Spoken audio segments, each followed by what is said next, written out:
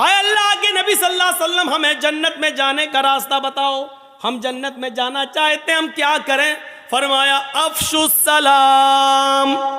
उड़ते बैठते चलते फिरते मोहल्ले में, गांव में, शहर में जो मिलता है, जानता हो या ना जानता हो, जानने वाले और अनजान हर आदमी से सलाम करते हुए जाओ, सलाम फैलाओ। सुनो जन्नत में जाने का अमल, अफशुस सलाम, सलाम फैलाओ। जा रहे हैं, आदमी है तो मुसलमान, है तो गांव का ही, लेकिन हम जानते नहीं कौन है, फिर भी उसको कहो सलाम वालेकुम। जानते हो उसको भी और ना जानते हो उसको भी, चाहे उससे तुम्हारा तारुफ हो या ना हो, लेकिन अगर तुम्हें इल्म है कि ये मुसलमान है तो उससे सलाम किया जाएगा। किसी काफिर को अस्सलाम वालेकुम नहीं कह सकते हो, किसी गैर मुस्लिम को अस्सलाम वालेकुम नहीं कह सकते हो। आधा वर्ष, हाँ ठीक है, हाँ ठीक ठीक ठीक, बहुत अच्छा, ठीक, कैसे, ठीक है, हाँ भैया कैसे हो, ठीक है, आदाब आदाब आदाब, ये सब सही है, चलेगा, लेकिन अस्सलाम वालेकुम नहीं, क्योंकि काफिर दुआ का मुस्तहिक नहीं। तुम पर अल्लाह की सलामती हो, यह दुआ किसी काफिर को नहीं दी जा सकती। अब सलाम को आम करो, चाहे जानते हो या ना जानते हो, लेकिन होना चाहिए वो मोमिन मुसलमान। अस्सलाम वालेकुम।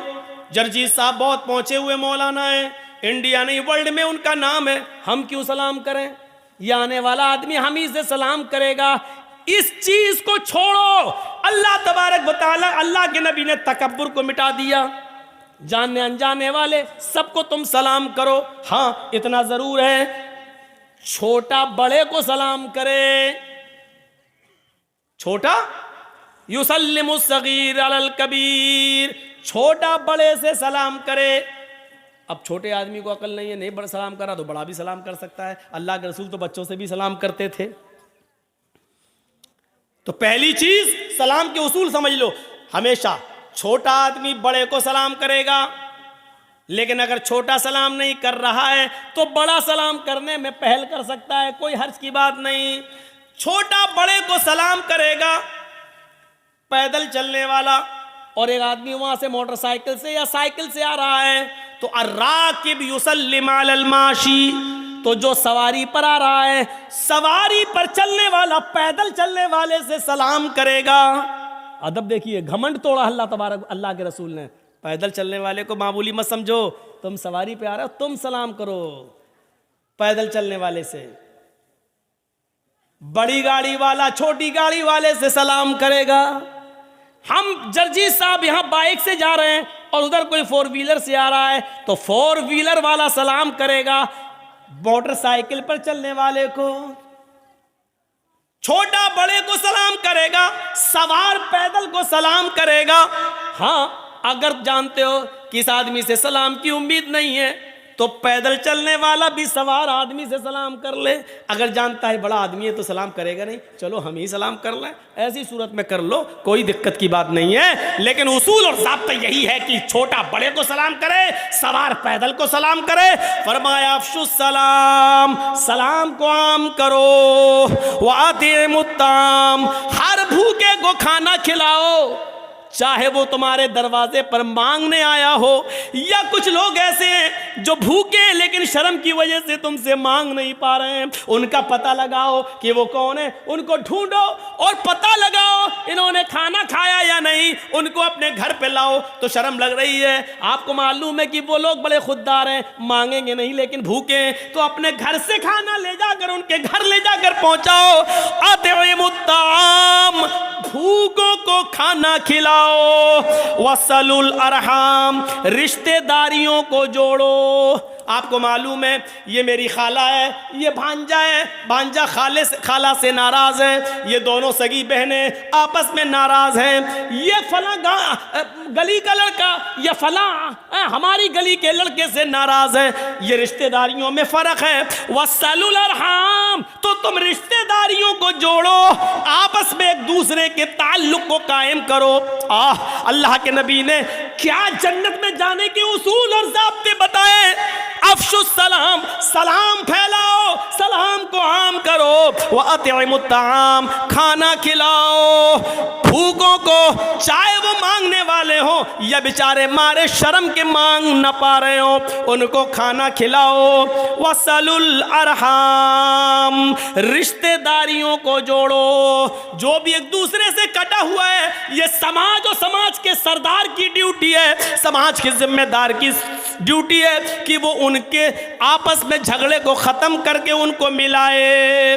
और चौथी चीज बताई, वक़ूमू बिल्लैली वन्नासु नियाम। लोगों, जब सारी दुनिया ख्वाब खरगोश में सो रही हो, जब सब खर्राटे लेकर मीठी मीठी नींद के मजे ले रहे हो और सब अपनी सख्त सर्दियों की रातों में अपने मुंह पर कंबल ढांक कर सो रहे हो, ऐसी ठंडी रात में उठकर वुजू बनाकर अपने घर के कोने में मुसल्ला बिछाकर अल्लाह की इबादत करो, क़याम करो, रात को जागो, नमाज पढ़ो, तहज्जुद पढ़ो और कुरान की तिलावत करो। वक़ूमू बिल्लैल, रात के किसी हिस्से में उठो, वन्नासु नियाम, उस वक्त जब लोग सो रहे हों, जब सारी दुनिया नींद के मीठी नींद के मज़े ले रही हो, उस वक्त अपने रब को मनाओ, उसके सामने तौबा करो, इस्तिग़फ़ार करो, उठो नमाज पढ़ो, उठो इबादत करो, हाथ उठाओ, तौबा करो, इस्तिग़फ़ार करो, मग़फ़िरत मांगो, अपने आंखों से आंसुओं को गिराओ और रो रो कर अपने रब को मनाओ, रो रो कर अपने रब से तौबा करो। तुम ये 4 काम अगर कर लोगे, अफ़शुस सलाम, फिर से सुनो, सलाम फैलाओ, वातिमुत्ताम, भूखे को खाना खिलाओ, रिश्तेदारियों को जोड़ो, और रात के तारीख हिस्से में जब पूरी दुनिया सो रही हो तो अकेले उठो और अल्लाह को याद करो, रो और गिड़गिड़ाओ। रात की तारीकी में कौन उठता है? रात में वही उठेगा जिसको घमंड नहीं होगा, क्योंकि वो जानता है सारी दुनिया सो रही है, उसके अंदर दिखावा नहीं होगा।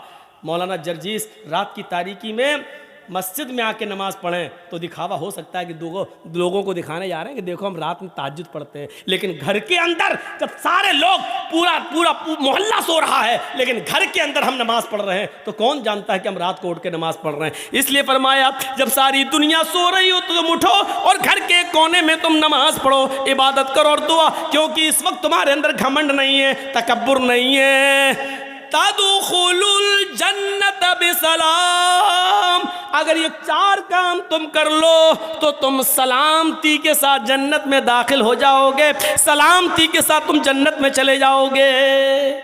सलाम को फैलाओ, भूखों को खाना खिलाओ, ये याद होना चाहिए। कितनी अच्छी चीजें बताई हैं, ये जन्नत में जाने के रास्ते हैं। और हम क्यों आए इस दुनिया के अंदर? उसी खोए हुए मकाम को, जिस मकाम से हमारे बाप आदम और हव्वा को निकाला गया, उस मकाम को दोबारा पाने के लिए अल्लाह ने यहाँ भेजा है। अब गलती यहाँ मत करना, तुम्हारे बाप आदम जन्नत में शैतान की बात मान चुके हैं, इधर भी शैतान तुम्हारा पीछा करेगा। अब इधर तुम उसकी बातों को रिजेक्ट करके, उसकी बातों को अपने पैरों से रौंद कर कुरान और हदीस की बात पर अमल करके उस खोए हुए मकाम को दोबारा पालो, इसलिए हमें भेजा गया है। और आपसे बहुत ही मुअद्दबाना गुजारिश,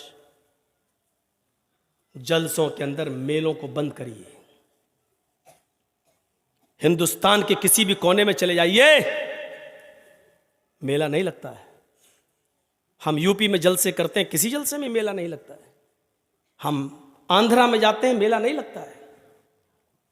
हम तेलंगाना में जाते हैं, मेले नहीं लगते हैं। कश्मीर जाते हैं, मेले नहीं लगते हैं। पंजाब जाते हैं, हरियाणा जाते हैं, राजस्थान जाते हैं, मेला नहीं लगता है। सिर्फ बिहार के चंद इलाकों में और बंगाल में तो पूरे बंगाल में तो कहीं दिखते ही नहीं कि मेला ना लगता हो। सिर्फ आप ही नहीं, और मेलों में जितना नंगा नाच होता है वो मेरे भाइयों बयान करने के लायक नहीं। जिस तरीके से जवान लड़कियों की भीड़ होती है, ये बयान करने के लायक नहीं है। किस मुंह से तुम हिजाब के खिलाफ आंदोलन करोगे? किस मुंह से करोगे? तुम अपने जलसों में, जब मेले में आने वाली और इन ड्रामेबाज जवान लड़कियों को उनकी पोशाक और उनकी लिपस्टिक और क्रीम और पाउडर से नहीं रोक सकते हो, और मेले में उनके ऊपर बैन नहीं लगा सकते हो, तो हिजाब क्या कायम करवा पाओगे आप? हिजाब तो उतरवाया जा रहा है। उसके जवाब में होना तो यह चाहिए था कि अच्छा, हमारी मुस्लिम बेटियों से हिजाब उतरवाएगा। इस जिद में पूरे हिंदुस्तान की सारी औरतों को हिजाब पहनना शुरू कर देना चाहिए था कि हिजाब सिर्फ उस लड़की का मसला नहीं, हमारे इस्लाम से जुड़ा हुआ एक अहम मसला है। होना तो यह चाहिए था। सिर्फ जलूस निकाल लेने से हक अदा नहीं हो जाएगा, टीवी पर डिबेट हो जाने से हक अदा नहीं हो जाएगा। बहुत ही मौजरत के साथ कहना पड़ता है, देखिएगा अभी कुछ देर पहले क्या हाल था इसी रोड का। लड़कों से ज्यादा लड़कियां दिखाई दे रही थी, और 5-6 साल की बच्चियां नहीं, 15, 16, 18, 20 साल की लड़कियां। और वो कपड़े, अल्लाह की कसम, फिर सुन लो, अल्लाह की कसम, जो कपड़े पहने हुए थी, किसी भी कीमत पर उन कपड़ों को तहजीब के कपड़े नहीं कहा जा सकता है। किसी भी कीमत पर उन कपड़ों को शर्म हया के कपड़े नहीं कहा जा सकता है। बेशर्मी और बेहयाई के कपड़े पहने हुए थे। अब बताना पड़ेगा कि बेशर्मी और बेहयाई का कपड़ा कौन सा होता है। बंद करिए मेलों को, और अगर आप मेला बंद नहीं कर सकते हैं और मेला भी करें और जलसा भी, तो यह सोच के उठिएगा कि आपको इस जलसे का कोई सवाब नहीं मिलेगा, क्योंकि हदीस के अल्फाज हैं, जो बुराई तुम अपनी हाथ से रोक सकते हो तो पहले उसको रोको। मेला तुम रोकने की ताकत रखते हो, जब जलसा करवाने की ताकत रखते हो तो मेला रोकने की भी ताकत रखते हो। यह हाथ से करने की ताकत है।